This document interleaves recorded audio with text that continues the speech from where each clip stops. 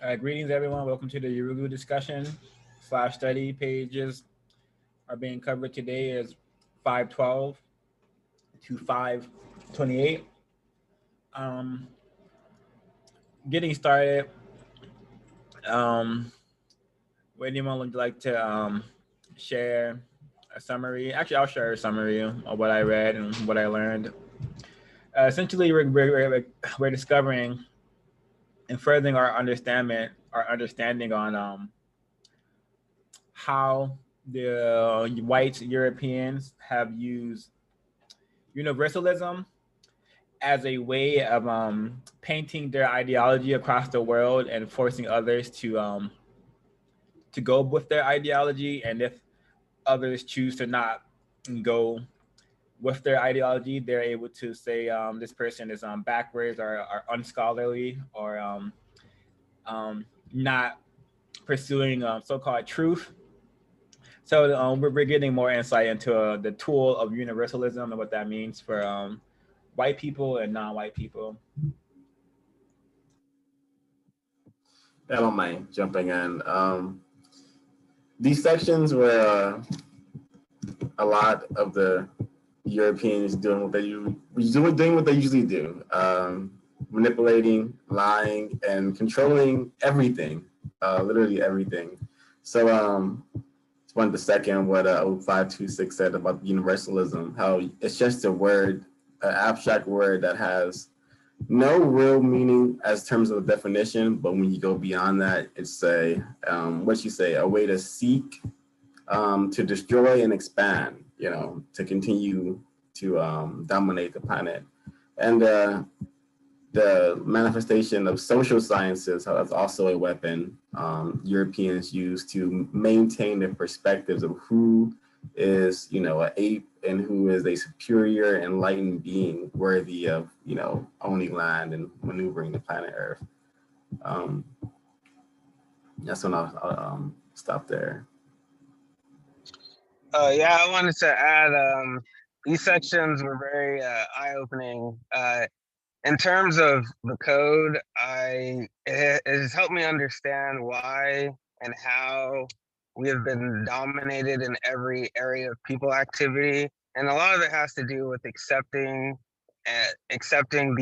this concept and this idea of universalism, and really accepting European culture. The minute we accepted European culture as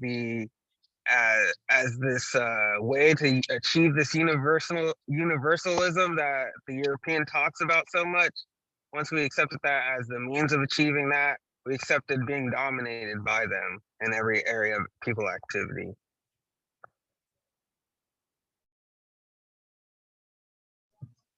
Yeah, I just want to echo what everyone else was saying in terms of how universalism is like a tool for white supremacy, for the European to kind of set themselves and their thinking as the abstract standard. And she kind of goes through, what I like about this is similar to the progress. She uses Christianity, scientism as like ways to explain how these ideas perpetuate the idea of universality and how that makes the European not just like the standard, but like what we should all achieve to be. So, yeah.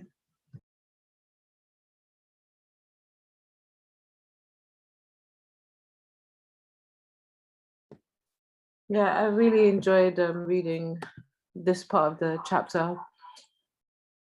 Her expressions of European and universalism is like on point with half of the things that, majority of the things that I've been just trying to understand about, like the anthropology and that realms of social science and the whole cycle, just everything that's to deal with the human mind or human behavior, like the way the European has been able to establish themselves in every point of every science door, so that they are the gateways to the understanding of self in any way, which really and truly is always not the non-understanding of self. But yeah, I look forward to us discussing further how she broke it down.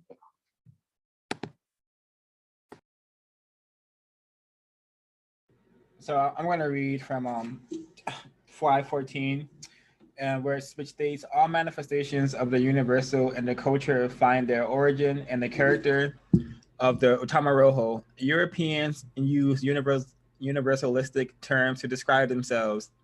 They say they are modern man, civilized man, and universal man. It is above all the nature of their utamaroho that they project themselves onto the world. They are world savers and world conquerors. They are world peacemakers. The stated objective of European Americans was to save the world from the madman Saddam Hussein. They give religion and culture, civilization to the world. In this view, their national and cultural creations are those that are best for all people. So they're able to create any sort of ideology, call it religion, call it communities, call it whatever they want to call it, and they're able to paint it in a way which makes all people believe that, hey, I should this involves me. I should be included in this, or this makes sense that I am also a part of this. But once we understand the white European mindset, the Yurugu mindset, white supremacy, we will know that all this universalism is just how they have gotten away with destroying cultures, reshaping cultures, destroying civilizations, reshaping civilizations in a fashion upon which the non-white people in these so-called civilizations become their slaves to be used forever under their subjugation. So this is what I understand universalism as, just a way to brush everything over in the European light, literally, and to disarm people and their cultures. That's all I have to say about section one. So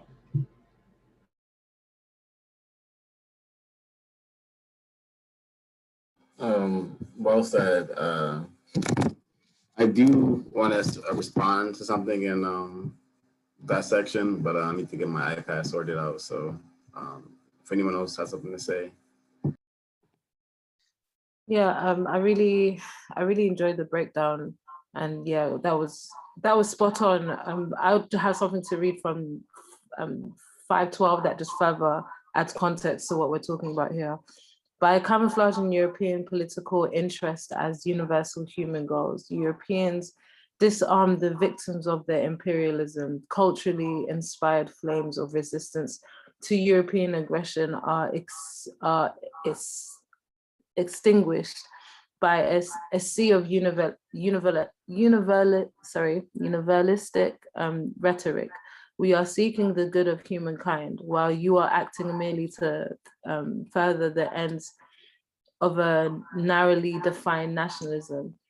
The circle is indeed a vicious one, for the more successfully European culture is imposed on majority of cultures, the more convincing becomes the rhetoric, until we first world intellectuals, European trained, struggle also to represent not our own but the universal humanitarian interest, which of course has already been defined in terms of European value. We find it unintelligent to talk terms of race. I found this very this information very important, because it really played to like that thought all throughout our readings, actually, of reading the ISIS papers, the progression of reading Yurugu. Is really disarming that mentality of pseudo-scientific knowledge, and she really breaks that down really well, how European has put themselves in the positions of the social sciences and made themselves the voice of authority, so they can call African studies pseudoscience, and even like monopolize, control how much information is put across and how relevant it will be to the kind of careers that they want to build. So even like further shying people away. In society today, the more you are into African studies, they say that you're like Hotep, or you're like patchouli burning, incense burning, like Erykah Badu. It's really rationalized as cuckoo. You can easily be stigmatized if you're trying to present yourself as a form of high culture in Western society is very much put across as unintelligent or witch doctory, or this mysticism is put around it through this lens, rather than accepting it and seeing it as another form of spirituality to, the African spiritualities as a form of, or a way for people to expand or reach a higher point of civilization. There's something that I'm going to try and find, there's something that she talks about that's very important in terms of the goals in which that we put in place for ourselves based on the fact that Europeans have actually taken on this role, and it changes the aspirations that we have for ourselves. But yeah, once I find that part, I'll read that out. But Ash, you wanna go, Ash? Thanks. Yeah, I really liked that section that Miles just read. It reminds me of how a lot of people from non-white countries, like the leaders of those countries, are always viewed in these terms of like being very nationalistic, like they'll call certain places dictatorships that have elections and stuff. And it feeds into this idea that if a country outside of America is looking out just for themselves, then they're like nationalistic and they're backwards. And we as like, you know, the white universal people have to go over there and somehow free the people from this person who is like looking out for their country. Is very like interesting, because I think that people here never see themselves as nationalistic, but like even something like for instance, like the Bernie campaign, right? That is like a nationalistic campaign because it's talking about getting the jobs back to American people, but like where do those jobs go? Okay, those jobs went to Mexico, China, etc. It's this idea of like, we deserve something and we have to get it because, you know, we're in this nation. I don't know if I'm explaining it right, but like, I just really like that because I really like how she explained it, because it shows that America and the Europeans' interests are really camouflaged, but really they're even more nationalistic than any other country. Yeah, I wanted to talk about how universalism and Christianity work together to influence the minds of African people, especially in Africa. I can't say much about the American Christians. I know how they are. I'm from a Christian family. But when it comes to Christianity and the fact that Europeans use Christianity to invade countries and then say that they're helping, and I feel like any type of engagement that Europeans enact on is always considered universal, even if they're gonna be, going into Afghanistan looking for Saddam Hussein, quote unquote, the madman who's trying to destroy the planet. And I feel like whenever Europeans engage in any effort, it's always to save the planet, and it's always accepted. And world leaders across the board are totally complacent and complying with Europe continuing to spread its quote unquote false universalism. It continues to spread its white supremacist religion. And I thought it was really interesting reading that together, reading how Christianity actually is like one of the manifestations of universalism. It's just a abstract thing that now that doesn't really have any real effects besides being ontological, meaning that people actually do it, people actually practice it, and they actually keep it going on and on, so it can influence hundreds of thousands of people. I can't even say that. Influence millions of people to the point where everyone is okay living in the system of racism, white supremacy. They're okay with it. It's fine. I have a comment, but I'm gonna pull over real quick. I also too wanted to speak on Sir was saying, because that's a lot of what I saw when I was reading this. Universalism, especially having to do with religion in Africa. Most recently, I remember my parent. She was she's been engaging with other Africans in a group forum about religion, and one of them, I believe there to be a pastor in that group, and she was making a comment about, how can the master and the servant serve the same God, or the slave serve the same God?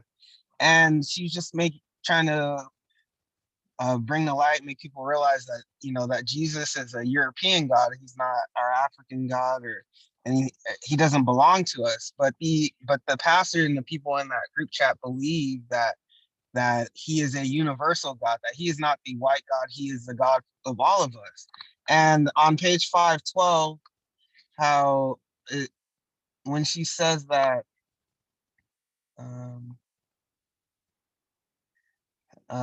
culture is associated with the particular, with opinion, and with the irrational. Civilization becomes a universally valid and adaptable culture form created by rational human beings. That isn't exactly what I wanted to read, but I made a little sticky note about how the Europeans created universalism, talking about themselves, projected it onto the world to dominate the world, to be universal is to be European. So I believe that Africans have an issue accepting that this Jesus Christ figure is not in fact their God, because they hold on to this idea of universalism that was brought with a colonization. So therefore I see that as being the ultimate struggle with Africans, or the majority first world peoples, is that they are trying to achieve this universal culture that doesn't exist, because they don't understand that universalism was created by the European. And when they're referencing universalism, they're in fact talking about the European culture and culture and the European identity. We have,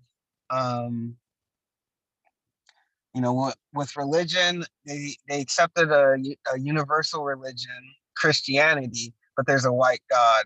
They accept the European culture, but then it comes with, capitalism and other aspects of that. I hope I'm making sense. Sorry, I'm driving a little bit. I'm done. Yeah, it made a lot of sense to me, Koiku.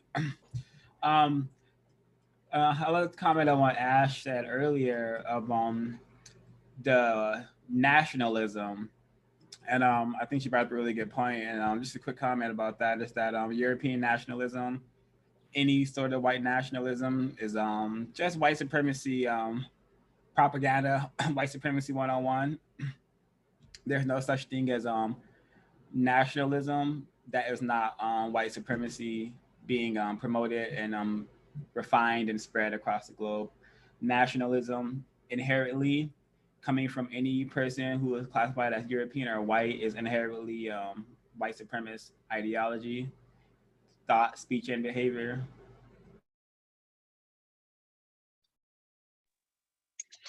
Yeah, and then on the bottom of 512, where she says, by camouflaging European political interests as universal human goals, Europeans disarm the victims of their imperialism.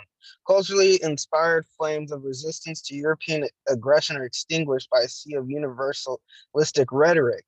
So that is what, reminds me too of that conversation that, my parent was having. They don't want to accept that Jesus Christ isn't a universal God, that he's only of European interest. So when you start talking about liberating Africans and liberating Black, Africans, first world peoples all over the world, they immediately always go back to this universal rhetoric that it becomes so difficult to start talking about race, because once you start talking about race, then like she brings up later, it starts becoming an issue because it's not universal. It's not this universal rhetoric that they're striving for. Um, she goes on to say the circle is indeed a vicious one. For the more successfully European culture is imposed on a majority cultures, the more convincing the more convincing becomes the rhetoric, until we first world intellectuals struggle also to represent not our own, but the universal humanitarian interests, which of course has already been defined in terms of European value. So once again, when you start talking about race, African people, and what they need to do to liberate themselves, it becomes negative because it seems like you're being selfish and only talking about your own personal interests. You're being, nationalistic, right? And being nationalistic is bad. You're supposed to be universalistic and how you approach culture in the world. But, once again, this universalistic idea or concept created by the European is nothing more than European nationalism. I think that part is so good too, because I like that she talks about how it's a specific type of humanitarian, like ism, a European type that's accepted, because it ties into like all of that missionary work, etc., or even just like organizations that white people go into these countries and supposedly like build things, or like even the idea of a developing country is totally based in like European ideology, because what are they developing into? It's always like developing into resembling white supremacy capitalist type societies. And so I just think it's really interesting, because it's like they won't support organizations that have the Black people or the people in different countries doing things for themselves. So like learning things on their own. It's always about having a white person go there, be a savior, teach them, or even make those things for them, so that they're still further handicapped either way. So I thought that was really interesting. Like humanitarianism is a really negative thing that has this like light that you can't even criticize it. That's an amazing point, actually. In terms what the last thing you said, I actually wanted to comment originally on what the comment you had made about nationalism in general, and I believe it's so true.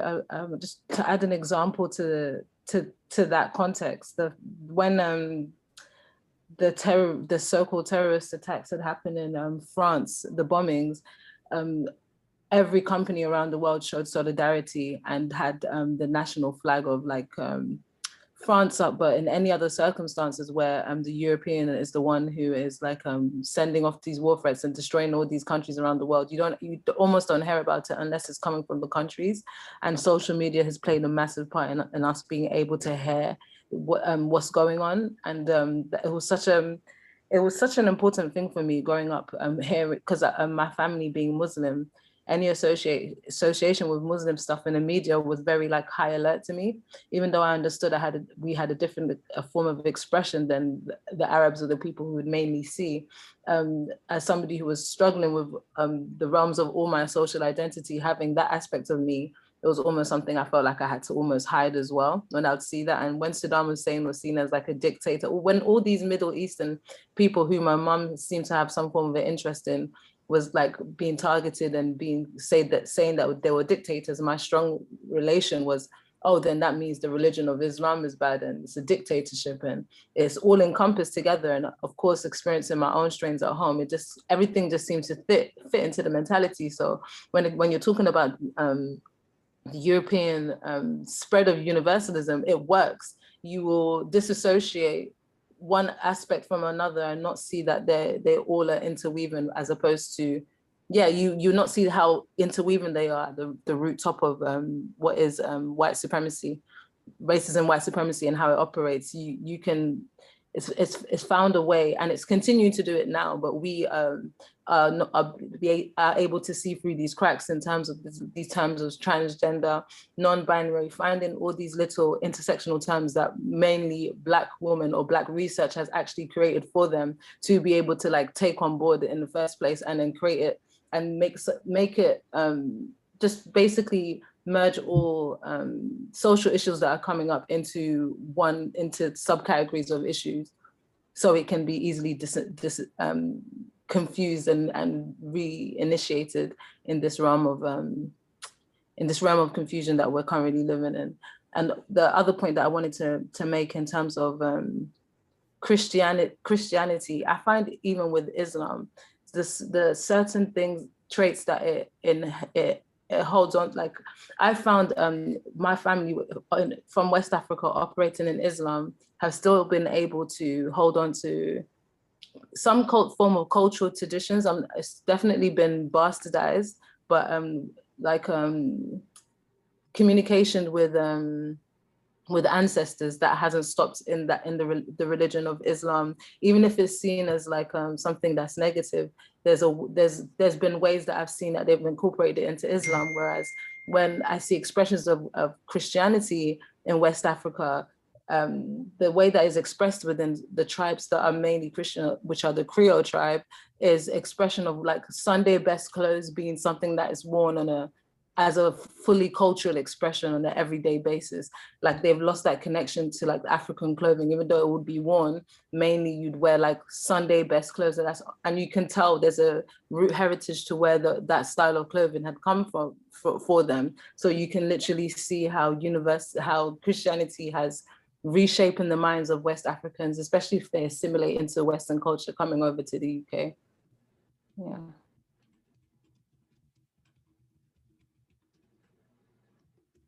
Yeah, when I hear the term humanitarianism, I'm the first image that goes into my mind is an image I will add to the thumbnail, which is of this white female holding this black naked baby in her lap, like it's some sort of animal creature.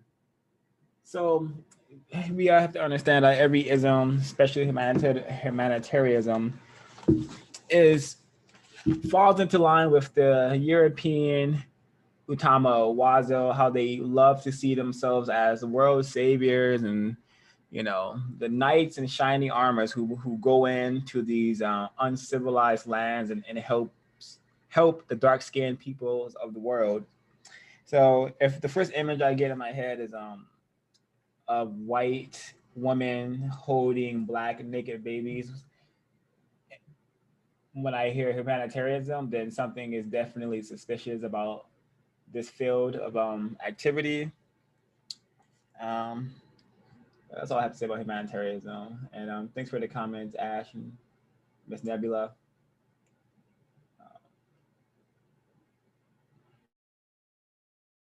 You have any other comments about the first section? All I would have to say about humanitarianism is, again, in terms of like observation in society, it's definitely how they've been able to monopolize and market. Europeans have been able to monopolize and market off of this, like what Ashley said in terms of the developing world's like issues and pains, in terms of we need help helping them, like give us £2 or give us £1 and we can help make their lives better. And it's this constant gateway of give it to us and we'll do the work. No actual organizations or campaigns are being done where people can go back and do the charity work. And if it is that the case, is something that is very Europeanized, it's very sheltered to the people of the diaspora.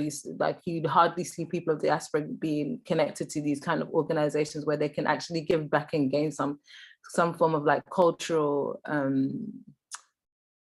some cultural heritage in return. And instead it's done by Europeans who have this white savior complex, or as soon as they're present, they're the ultimate humanitarian savior. And I feel like we need to find this chapter has been really helpful in just allowing you to actually see the insidiousness of the situation, especially when you look back to how many campaigns and how many millions has been raised, and these conditions are, if not worse, in these countries. based on the European involvement and the exploitation that they're doing through these companies.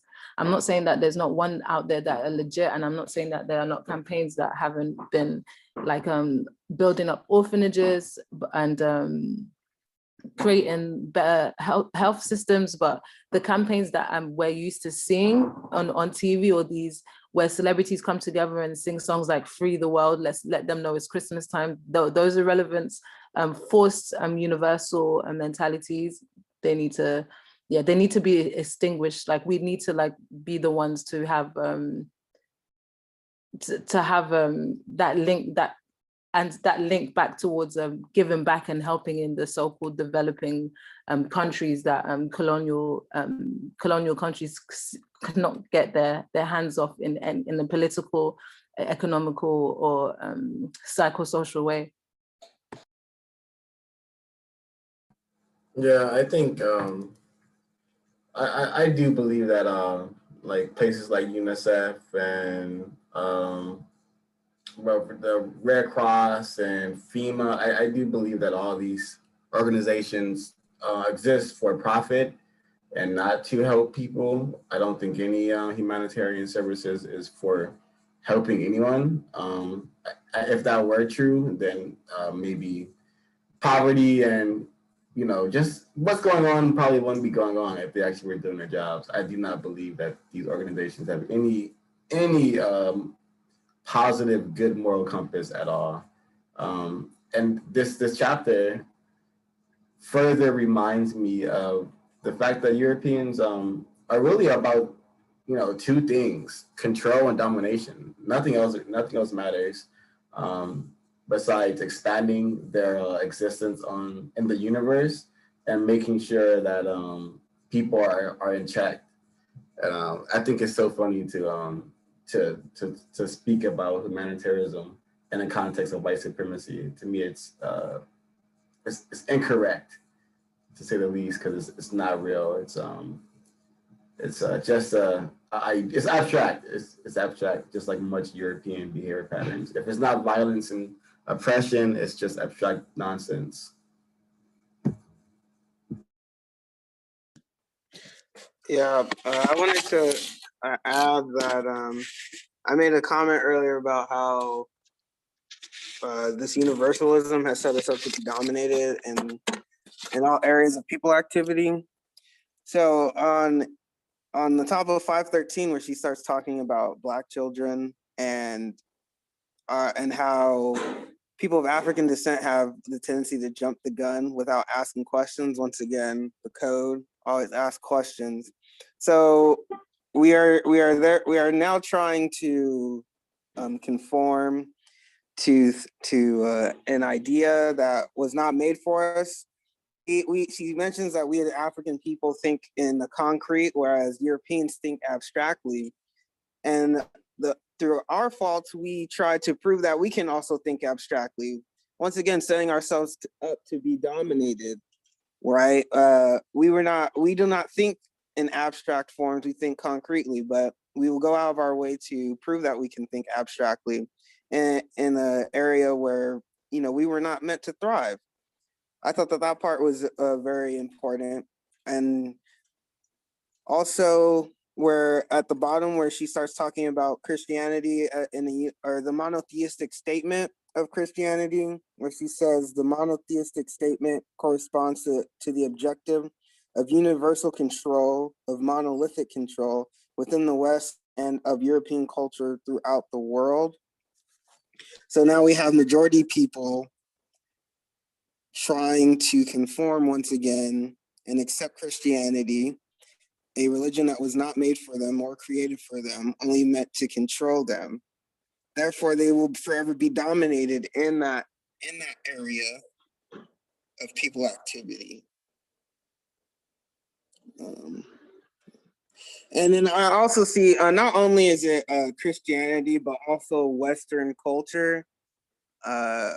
Once again, that is I believe to be a way of thinking, speaking, and acting that was not entirely meant for us to do or perpetuate.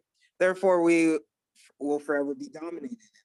I can just see how this whole idea of universalism, as we continue to strive for that, or the European definition of universalism, we will continue to be dominated by Europeans.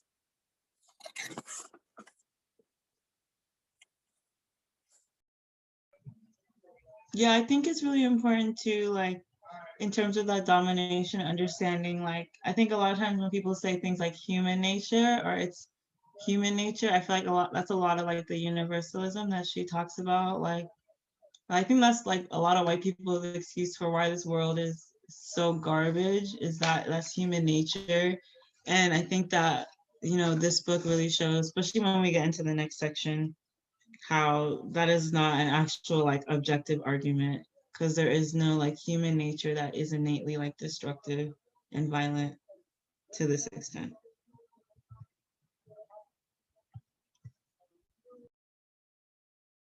I would add no human nature this destructive, this violent, except the European nature. um, any more comments about section 1?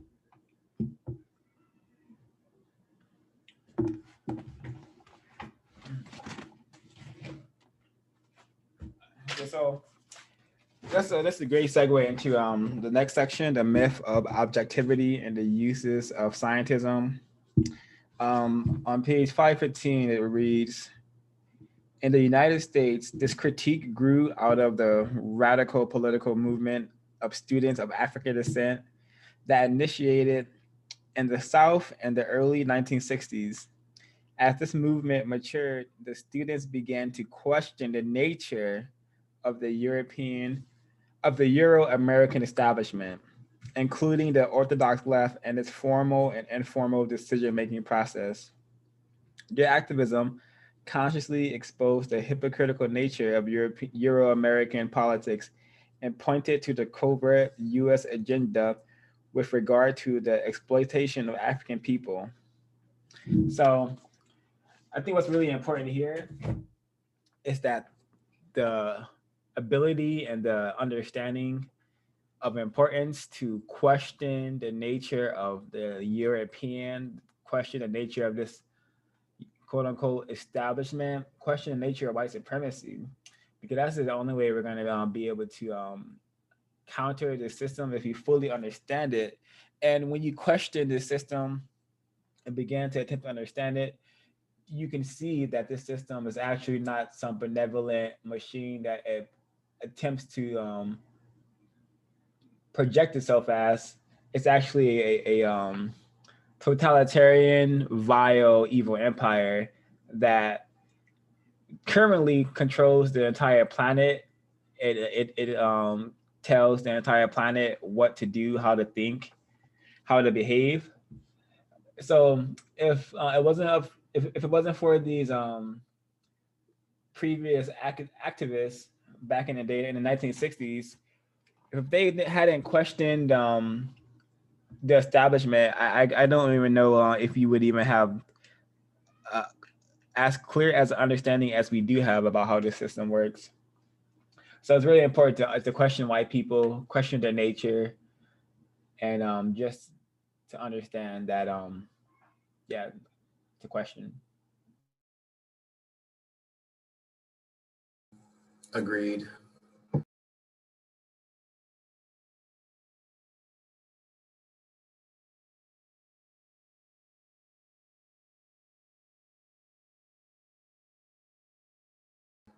So are we jumping into the myth of objectivity and the uses of scientism? Correct. So I want to just briefly talk about how eye-opening this was for me. I always knew science was used just to make the lives of non-white people validated in the suffering. Why are they like this? Why are they living like these? Why are these things happening to them? Oh, look at this. Scientifically, it's in their DNA to behave this way. So scientism and objectivity, first of all, you can't. I believe that you can't really be scientific and objective at the same time. And I believe that if I could be incorrect, but I believe that the writer of this book is saying the same thing. But getting off topic, what I should be saying is that scientists use science and objectivity to further prove why Black people are inferior, while why non-white people are inferior, why white people are superior, and also it shifts the perspectives of non-white people and non-Europeans. So it also alters how people are perceived.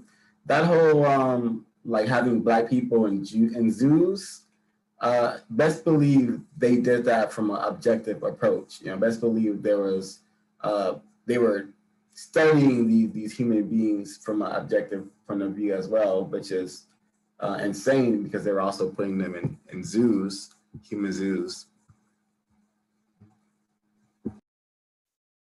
Yeah, I completely agree. I think this subsection is really good at in like really opening up to us exactly how the European has used anthropology and science to just more so like hide their own faults, hide their insecurities in the realms of objectivity.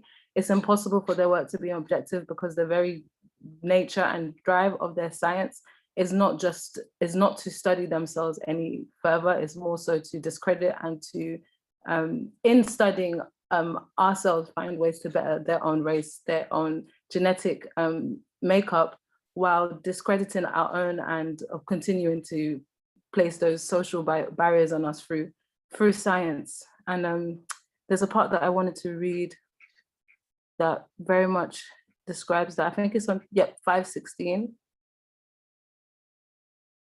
No, sorry, bear with me.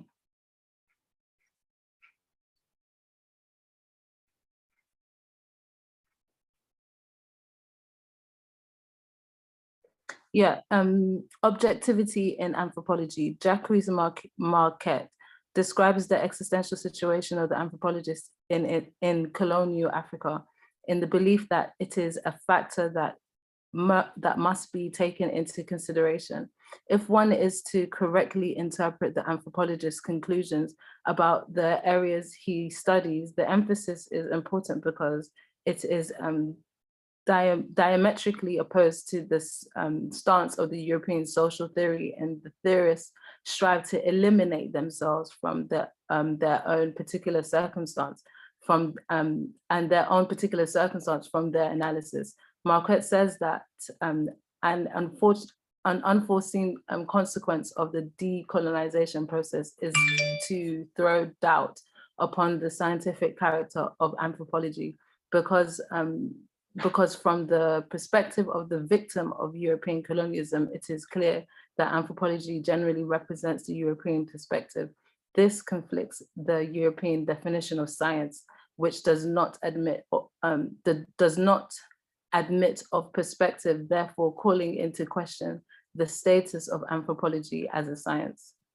Yeah, I thought that was very helpful, eye-opening, and just further validating in the understanding that even when the projection that Europeans have of calling counter information or counter knowledge to anything that they present that's not European, pseudo, this is a perfect example of understanding the basis that they are grounded in pseudo on the fact that it's all it's all propaganda or biased towards further advancing or just validating their own existence. Even you see, even in the start of like athletic games, I've seen mini documentaries being done on as to why Black people run faster just before the start of a race, just to further embase their the fear of the inadequacy that they feel like they're about to experience through the competition of the sports.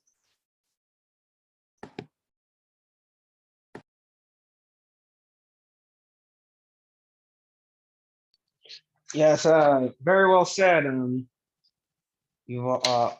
The points that have been made are very good, I'd have to say.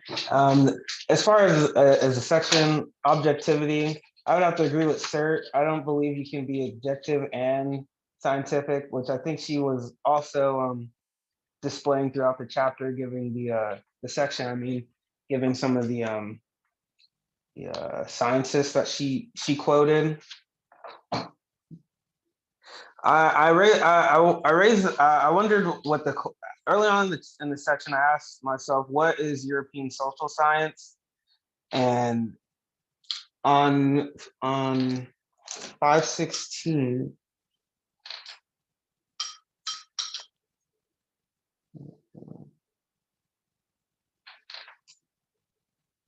okay, well, what is European social science? She makes a statement later on. Sorry, I'm gonna skip ahead.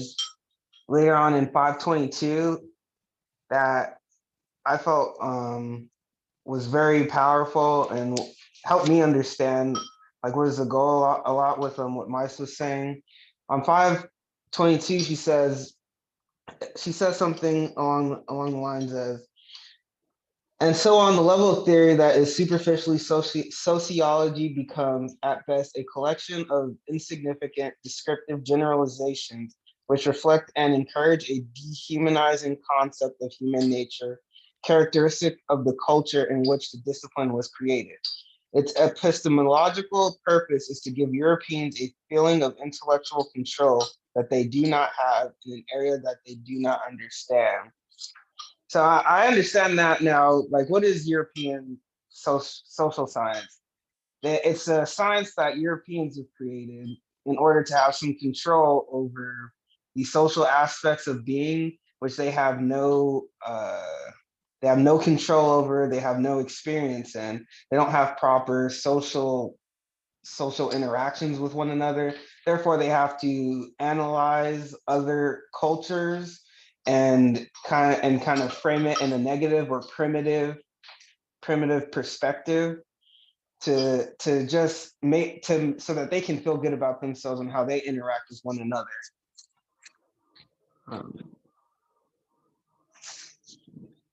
I'm sorry, I have notes, so I'm going through them a little bit, but she even talks about how perspective is important. How in European social sciences, the whole premise of this book was creating I guess a narrative or an approach as to where we dissect European culture and society. European culture and society has dissected other people's cultures, and so European social science or social science in general has always been from a European perspective. It's never included the people who are being analyzed and examined. So she mentions that perspective is important on page 516. So white rule with its color inequality is the context in which anthropology originated and flourished. And this context has shaped the development of anthropology. Again, Africans are the objects, both empirically and politically. The ideological connection is clear. So this idea of objectivity comes in when they're analyzing African people as just objects to be examined. Therefore, they can't equate this with a human being who has their own perspective. Therefore, their perspective is the only one that matters. And this idea of objectivity as a means of theorists striving to eliminate themselves, their own particular circumstance from their analysis, which again, which was mentioned earlier, you can't be objective and scientific at the same time, because you cannot eliminate yourself from your analysis. You're using your own experiences, thoughts, ideas to analyze, to come to a conclusion. And it also displays hypocrisy later, following down, because she says this conflicts with European definition of science, which does not admit of perspective, therefore calling into question the status of anthropology as a science. So I see some characteristics of hypocrisy here, because to be scientific, you're supposed to be objective, but the European definition of science is a European definition. It's a European definition of progress. Europeans created those definitions, but now they're trying to tell us that we have to use that science in an objective sense. If that makes sense. Those are most of my thoughts. Those are all my thoughts for this chapter. Oh, hold on, I got one more. Oh no, that. So this is from 519, where she's referencing a racist suspect, and she states his solution is to discover a more universal under universalism and rationalism. Universality, however you say this word, has within the context of the European utamaroho been the most significant ingredient of objectivity. It is the myth of scientific objectivity that allows Europeans to speak for all of us.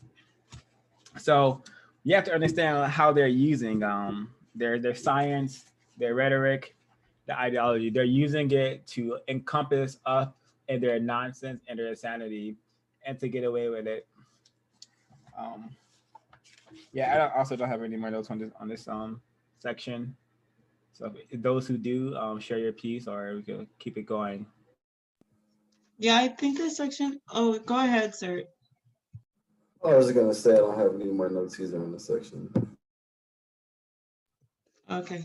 Yeah, I thought this section was really interesting in terms of like I kind of agree with what Sir was saying about you can't be objective and scientific, but I would say like you just can't be objective at all. Like, and even the idea of objectivity is like false and abstract because it doesn't really mean anything because there's no like standard or center. Everyone's perspective is always going to skew whatever is considered to be the standard. So I would say like you can't be objective at all. But I thought this section was interesting too in terms of like understanding like people who are in like the social sciences, especially like psychology and sociology. I mean, I'm not in those programs, but I know like those programs sometimes require you to like learn statistics and things like that. But I don't know if you have to learn anything about kind of like, I would say like maybe like spirituality, etc. Because I feel like it turns a lot of those subjects into just like data, and people just become data, which isn't really what those social science, like if you're analyzing groups of people, I don't think that you can just turn those people into data because there's so much within a person that encompasses their decisions or their paths in life. So I thought it was really interesting how they went from kind of like fetishizing the, I guess what people call the so-called hard sciences, like, and projecting that onto like the social sciences. And now the social sciences have turned into this type of like very, I don't know, it's not very like based in the actual personhood, it's based in stats.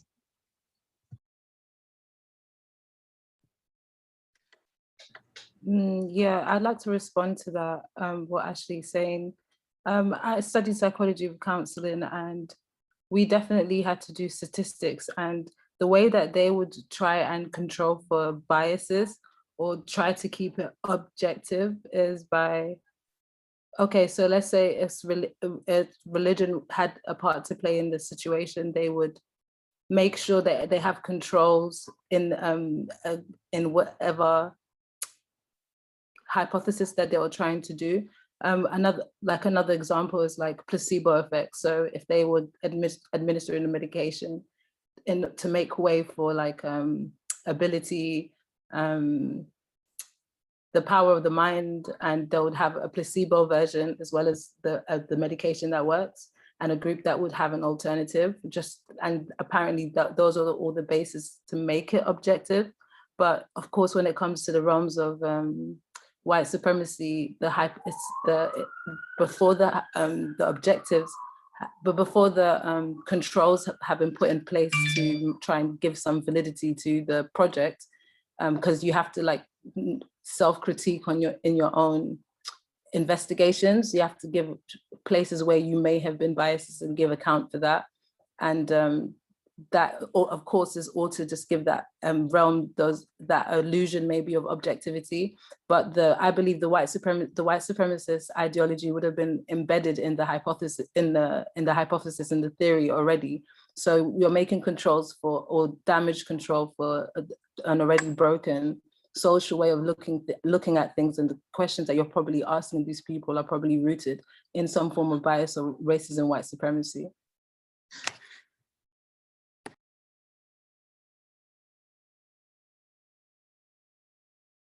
Yeah, it reminds me of like what Kwaku was talking about the work that he has to certify for, and the idea that like there is a correct way, like when you're writing an essay or something, or I don't know if that's what he's proctoring, but like there's somehow a way, it's not just about how you explain your arguments, it's about like if your argument is even from a person, like they'll ask the questions, like the essay questions, etc., so that you inherently have to answer in the way that feeds into the system. And it's so it's like they withhold anyone who would have an opinion that goes against it, because the question in and of itself is not like, what are your opinions on, like how, I don't know, like why, like if college is even worth your time or something like that. It's just like, oh, like how are you going to use college to benefit you? So it's inherently implying that college is good. So things like that, like I thought were really interesting, the ways that it produces universalism in the social sciences. Yurugu.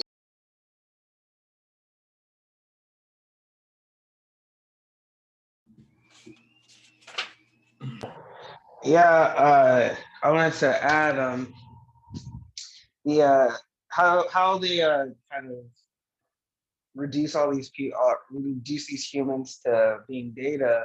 I find that the book explains that as them trying to rationalize and understand something that they can't understand or that they don't have control over. Therefore, they need to analyze these people, examine them, create them into some kind of data set, and then that for them will help them interpret what's going on with these people. But I understand that to not be sufficient at all. And when you're trying to understand people, she also raises the question as why is it so compelling for Europeans to make social science positive? She says one of the reasons for this compulsion, I'm on page 521, by the way, for this compulsion is the European need to make everything, all of the culture, every aspect of life conform to the rationalism of the European cognitive structure. So once social science, like she said, why is it positive? Why does it need to be so positive? Why is it that it seems like social science is the answer to all of our problems? I think it's just for the European to understand, to try and rationalize everything that's going on, all the things that they don't understand that are going on around them. So therefore, they need us to believe that as well. Therefore, they paint social science as a positive picture. Yeah. And then what Ash was talking about when she said the tests, I noticed. Well, I wanted to add that they also have like these kids kind of thinking abstractly. One of the questions today was what makes a good friend, and then what does make a good friend? If my question would be if you have a friend, wouldn't they be good? Like, so if you have a friend that's bad, why would you have a bad friend? You know, would you even be friends with somebody if they were bad to you? You know, thinking very abstractly, having these children thinking abstractly, and then on top of that, telling them that they're wrong for thinking that way, or you know, you didn't convey your thoughts correct in the correct manner. You know, so I agree that it gets them thinking in the way of the system. You know, always thinking of things abstractly, things that in a lot of cases I don't even know if are achievable. Like, what is a good friend? You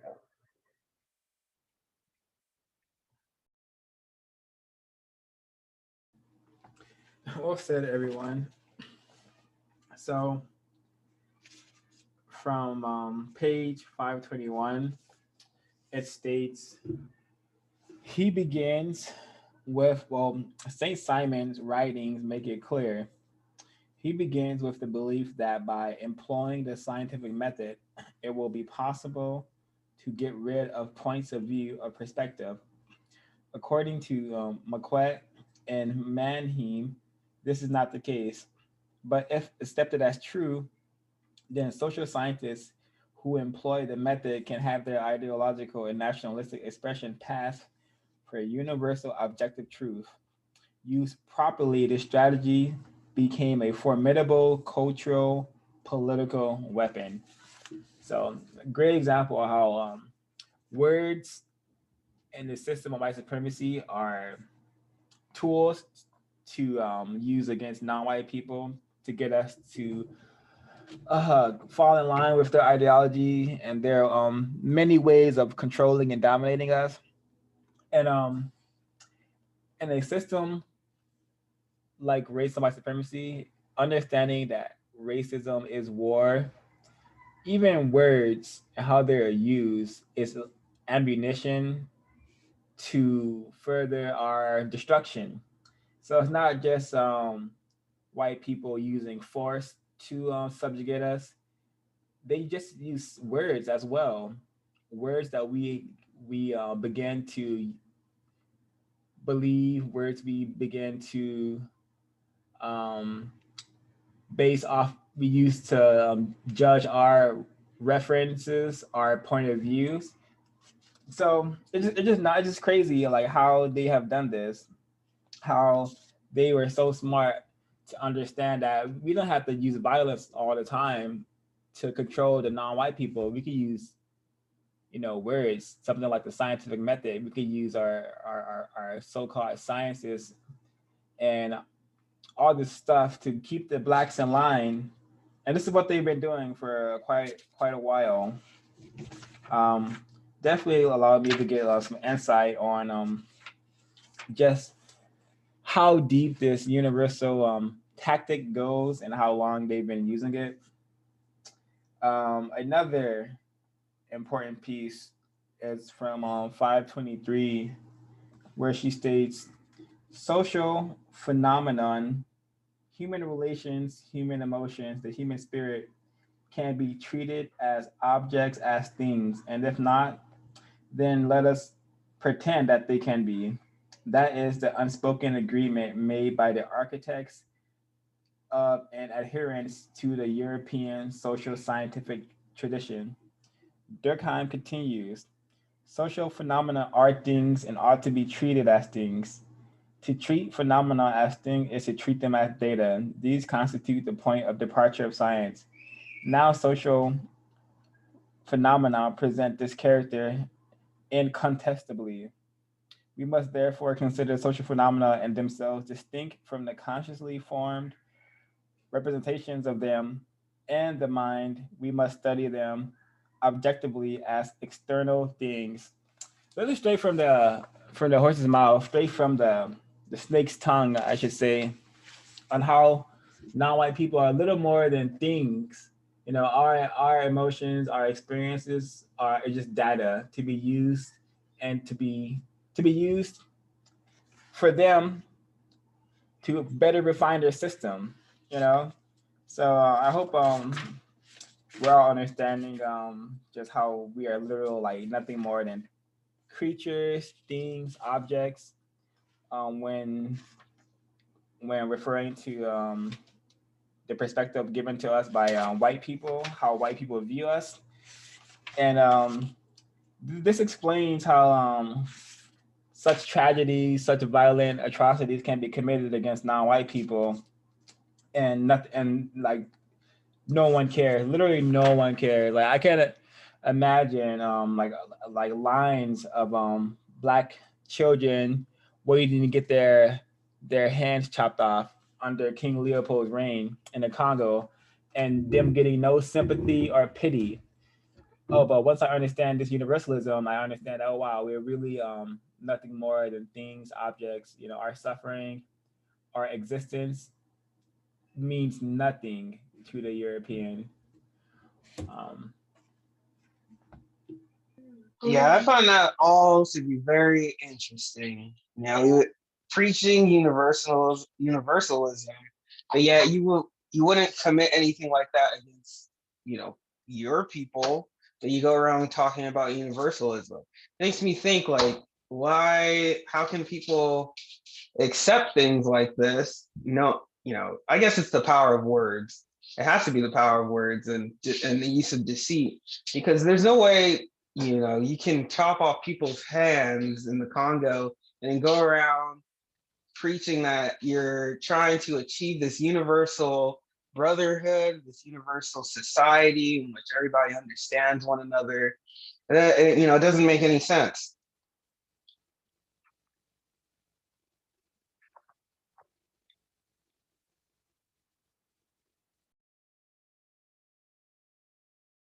Yeah, what I thought was interesting too, like what O5 was saying too, about just like social sciences and objectivity, is like the history of white social sciences has been this obsession with like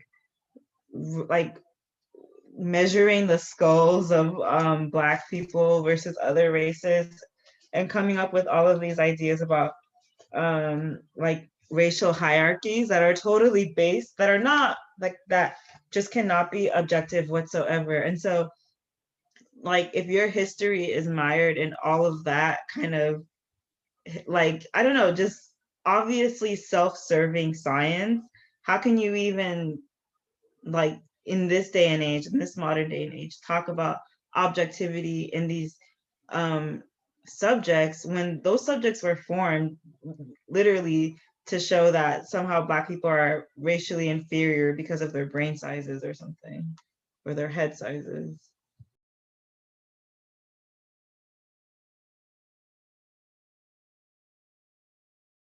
An interesting on page 522, where she says the most importantly, this social science provides a vehicle for exportation of the European ideology by giving Europeans the right to speak for all people. I thought that was that was a very bold, grand statement. Because it goes back to this whole how social science has contributed to universalism, has contributed to us being dominated. So once we accept these social sciences, once we believe in them, we've given Europeans the right to speak for all people all across the planet. You know, by measuring skulls of African people, somehow using that to prove that white people are more intellectual than other majorities people. We therefore, in that same action, allowed them to dominate us and accept everything that they say is true. I thought that last sentence was very important. exactly. We have by by accepting their ideologies, by accepting their terms of universalism, we have allowed them and welcomed their domination and subjugation of us. Well said, Quaku. I have a question. But I mean, Moving forward for people who, especially people of Africa, of the African diaspora, who are coming into this knowledge, or who need to be in contact with these type of books, what would you say for the anthropologists coming in academia today? What would you say that they should be what would be the best solutions for them moving forward to, I don't know, preserve our culture, reinforce reinforce the truth, and outside of this pseudoscience mentality? I think it's already even starting. There's people who are now talking up against, in the UK, the fact that we are considered minorities and BAME, and we was able to get that term banned, well, working towards getting that term banned of Black ethnic minorities, because it doesn't represent the Black issues that we're currently facing in society right now. And we're moving forward to try and get minorities. I'm going to try and look for the article because I think it's an important initiative, but is it going to go anywhere? If it's not done on a scientific level through these gateways here that we're dealing with of the social sciences? To answer the question, I would ask them what's their purpose of,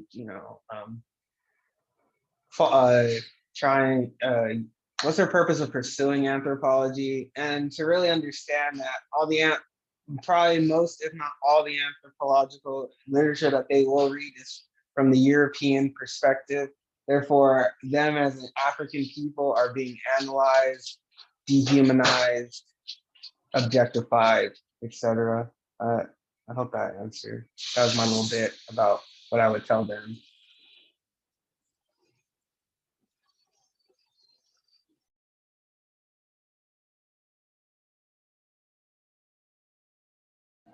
Alrighty. Thank you. Anybody else?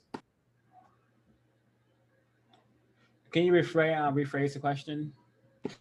For the people that the Black anthropologists of today, or who are currently studying in their field, and of course have some fears about speaking up against, because I'm sure they've noticed the racism that's in there, what would you say would be a good solution for them to do, how to navigate in their academia in light and taking into account the knowledge that Yurugu is giving us?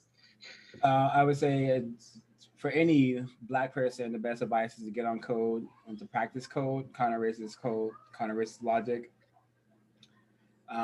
That will take most people where they need to be and where they need to go. And I think it is that simple, just getting on code. I would say to the way they commit to their anthropological works needs to be in a counter-racist format, meaning that it needs to cleanse the white supremacist ideology from the space and then present new ideologies and new informations. And I cannot be down without being on code or investing a great deal in understanding racism and white supremacy. So anyone who wants to be an anthropologist needs to first research and understand racism and white supremacy, because most people are not doing that.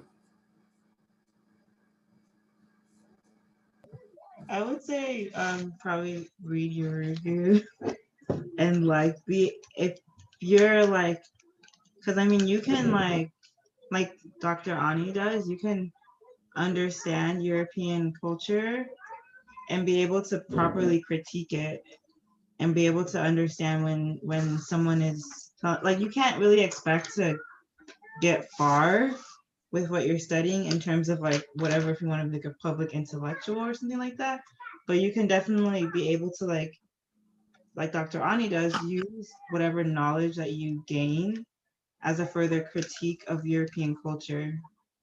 So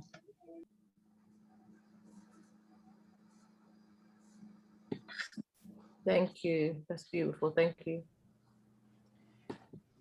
Thank you, everyone. So I want to read from and the section, the political function of objectivity, a case study. We were introduced to Neimer, a racist suspect who uses a ton of words to be a white supremacist suspect. And I'm just gonna quote a little bit of what for the book right now, and it says again, this is from 525.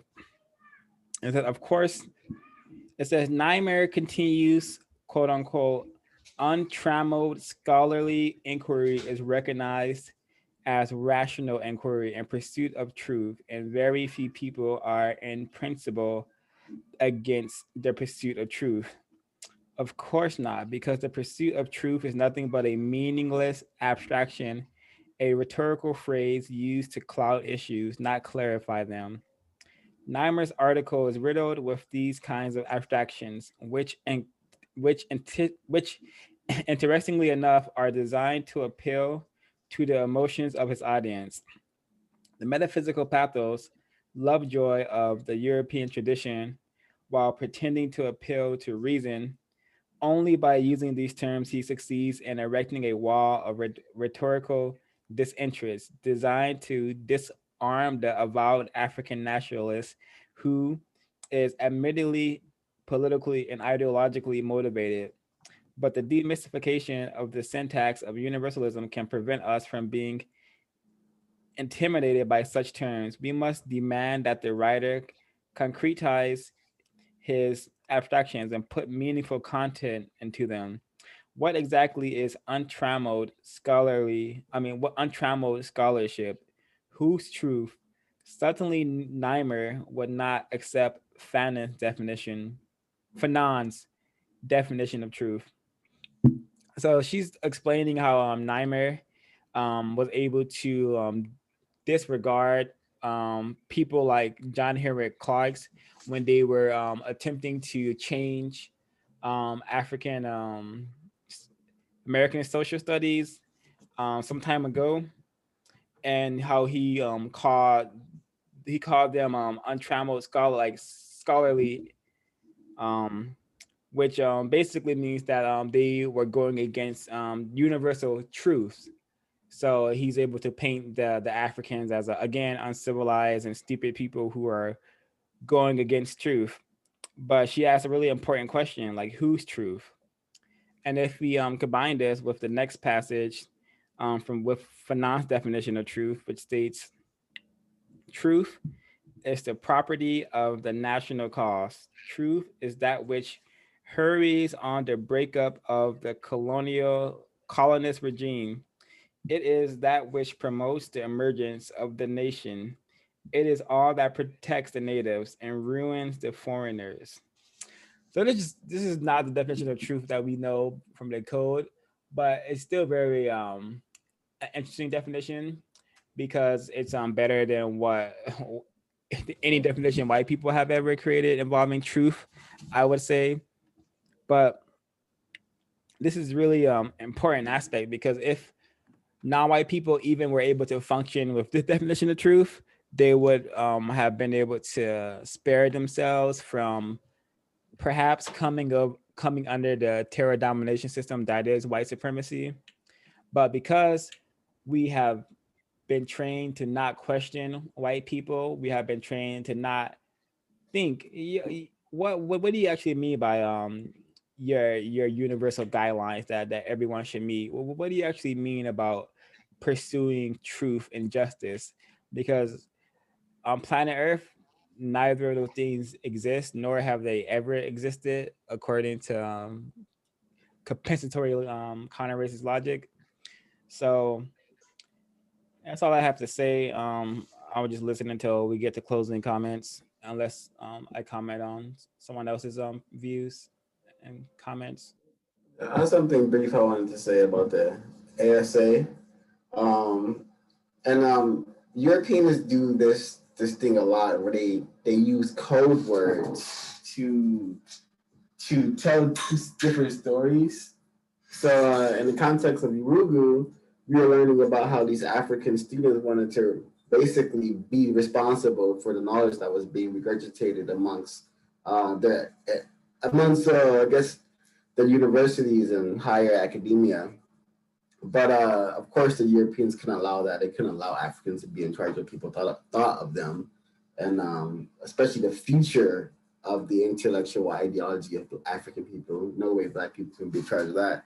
So what the Europeans did is they would have interviews with them, or they would have people write articles about them, and they would use terms like scholarship, and they would write in a way that the Africans were going against scholarship. And scholarship is another abstract word. It's just something that's been regurgitated and sustained via the Asili and the European Tumawazo, to the point where if you are going against anything that is being fueled by the Asili and being guided by the Utamawazo, it will not reach any type of success. And that's what happened to the ASA folks, because they were saying this is going against progress. Ultimately, it was going against progress, and it wasn't universalism. It was the opposite, basically. It was what they say, unacceptable, basically, in the most simplistic terms.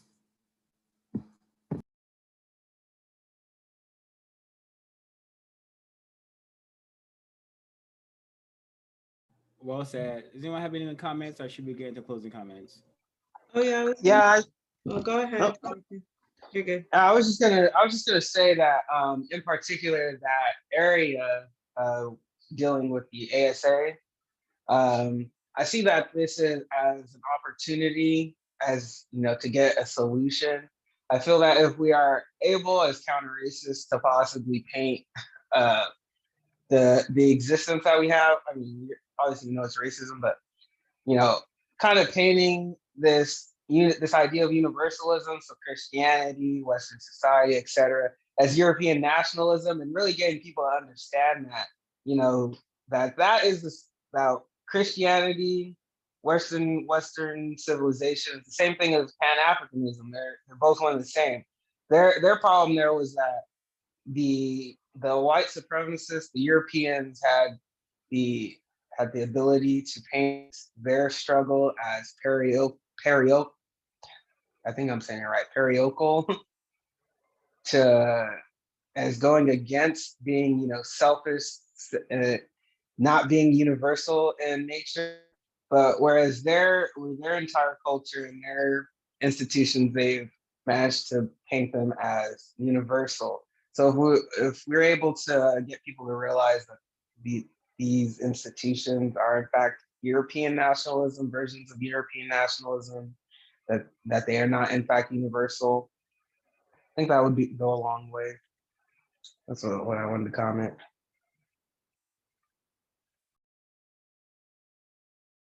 Wait, I was confused by what you just said. What did you mean about Pan-Africanism?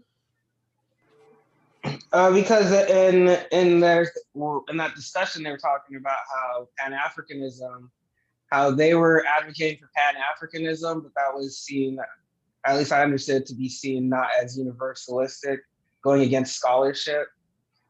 Right? When they wanted more representation, they wanted more of their ideas as a part of that organization. They were seen as negative and going against scholarship. I think that's how I understood it. Is that still confusing? No, that makes sense. I totally agree. I also really liked that section in that case study, because I think this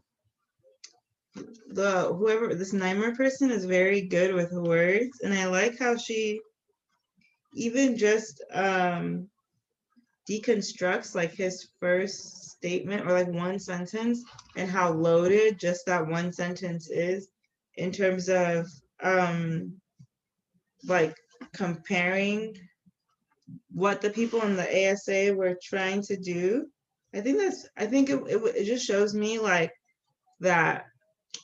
I mean, I don't know if this Naimer guy is white. I'm assuming he's white, but it just shows me that like white people are very clever with their words in saying a lot more. And if you're not able to like understand their intentions, you may even think that like, oh, he's just doing this because he has a genuine, you know, like pursuit for objective knowledge or something like that. But really it's, what is even the objective knowledge, right? It's just the white supremacy and US like I guess, hegemony.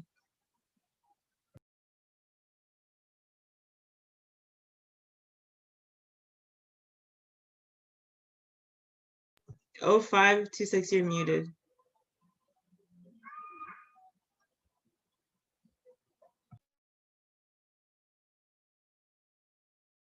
I'm on the phone.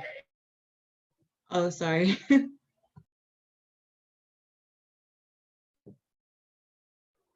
Yeah, I wanted to comment on your last thing. I agree. Neimer does a very good job of showing how words, like 0526 mentioned, how words really have done a lot of damage on Africans and the majority world's people. On 525, by using these terms, he succeeds in erecting a wall of rhetorical disinterest designed to disarm the avowed African nationalist who is admittedly politically and ideologically motivated. So it makes me think about when an African comes along, a Pan-African comes along, starts really trying to politically motivate their people, and then we have people within the African community coming out and speaking out against them because they've fallen for the rhetoric of these European of the European, and really how that because one thing in particular that I find people are concerned about, especially African people, when we start talking about racism, they always point to, oh, but I think that an even bigger issue is people like the I guess intercultural infighting, so people fighting amongst themselves, Africans disrespecting one another, and I feel like that's because of the rhetoric here. We have people who are politically and ideologically motivated, and then we have somebody who has fallen for the rhetoric of the European, and then them not really being able to get past that, right? Not being able to get past their differences for the greater goal of producing justice and ending the system of racism and white supremacy.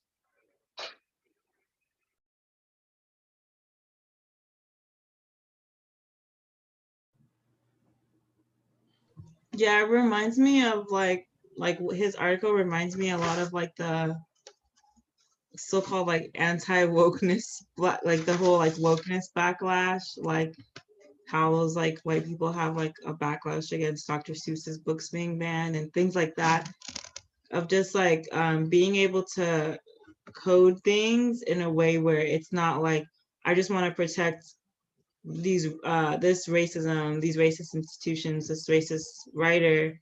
It's more like, oh, like why are we taking away from like something that is so integral into our society, etc. And it's like, why is it integral to our society? Well, yeah, because our society is white supremacist. And I think it's really interesting watching people kind of grapple with that, because I think it's interesting, especially when they talk about presidents and stuff, because it's like ultimately the only solution would be for like this country and Europe to not exist. Well, that's what I think, but that's another topic.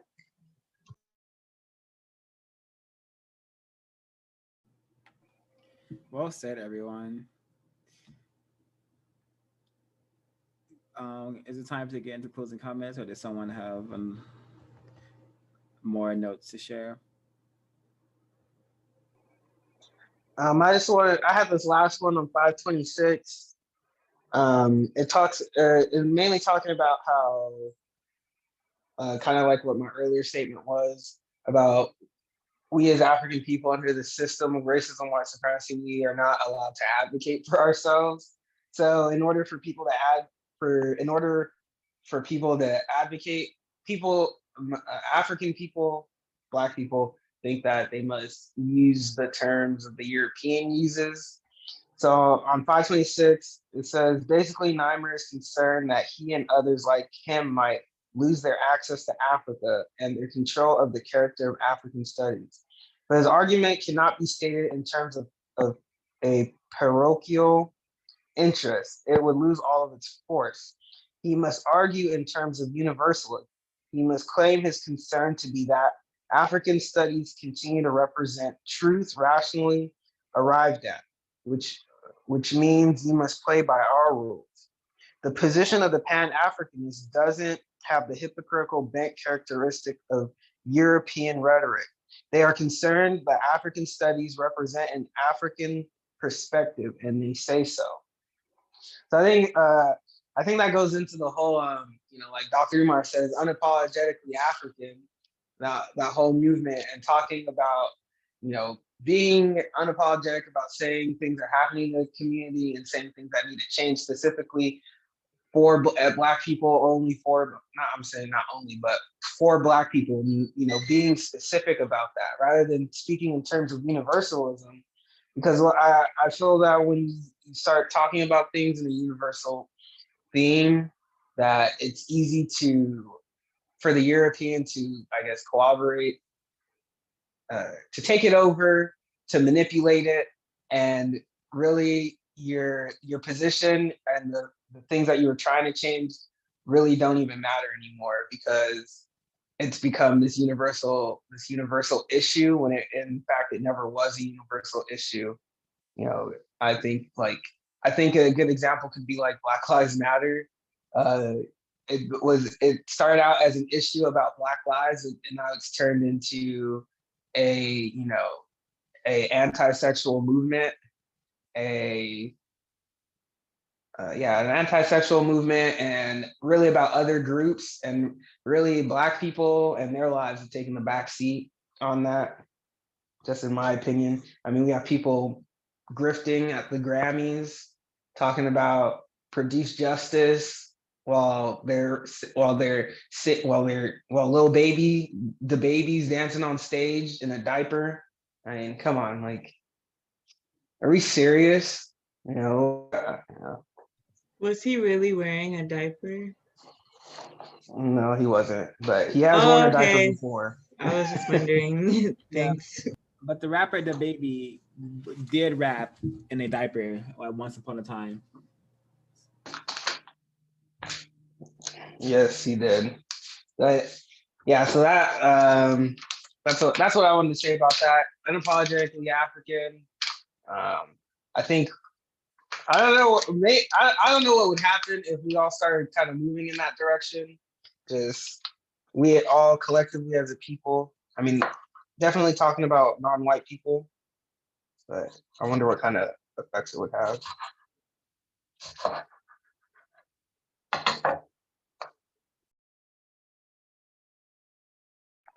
That was my last comment. I'm ready for closing comments.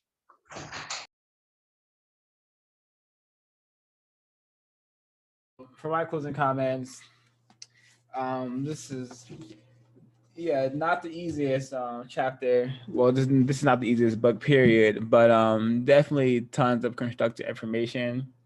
I remember being in college and like understanding the universal term from a European mindset, which is I just thought, all right, I know this term universalism. This just means I have to apply their concepts to everything, and it works.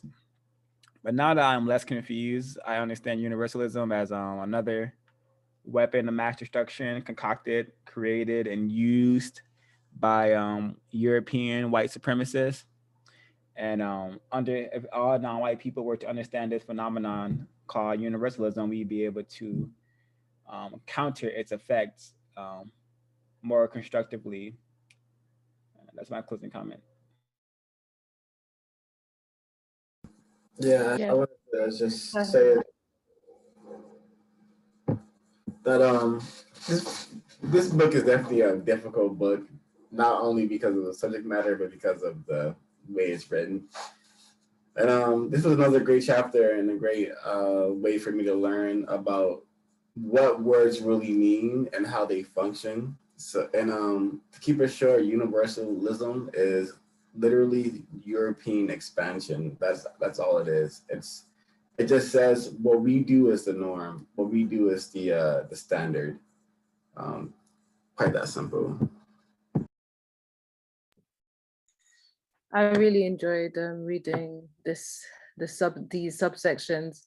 and listening to the discussion more so because it's just so much more like eye-opening to just hear the 360 different perspectives that we get from everybody is sharing their own perspective.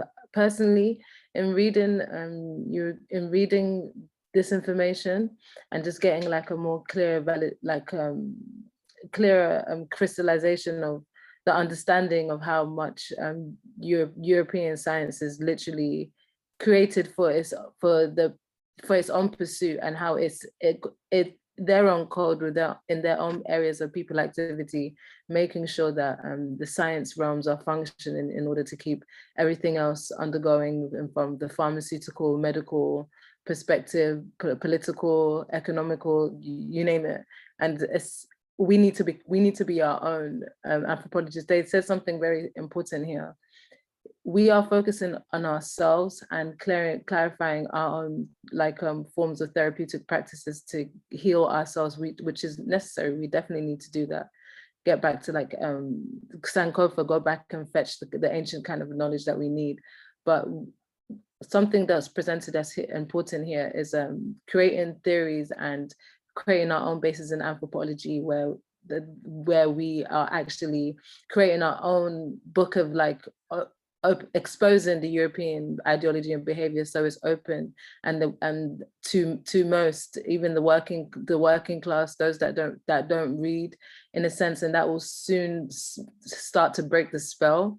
And then that way it'll be easier to listen and get information across and knowledge to people if they can just slowly pick up the behavior patterns, because we've made it so obvious through our own understanding and scientific information that we're gathering.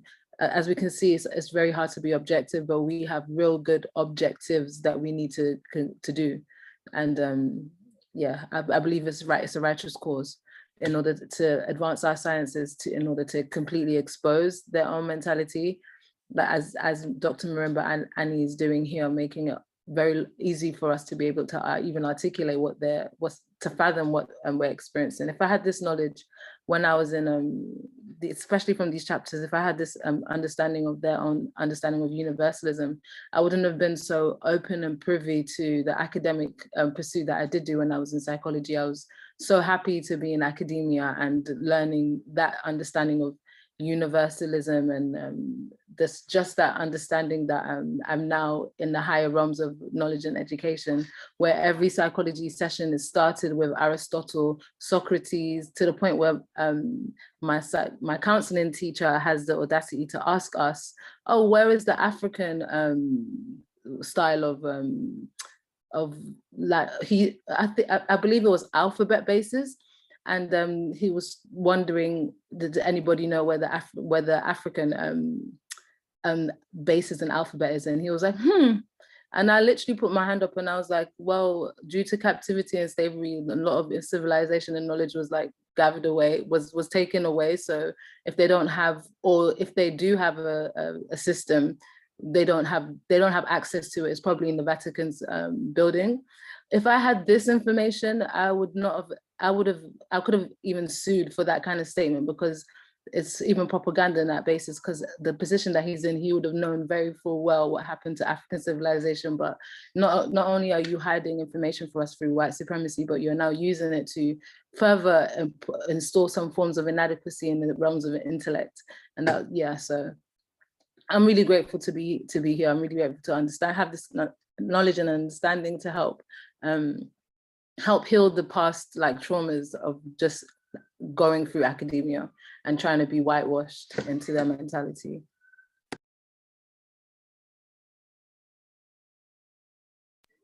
I believe that is what you call a white supremacist, confirmed, withholding information, constructive information.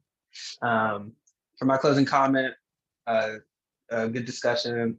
The book is really giving many of us here really vocabulary and the ability to really describe what is going on around us and the systems that we are being dominated by.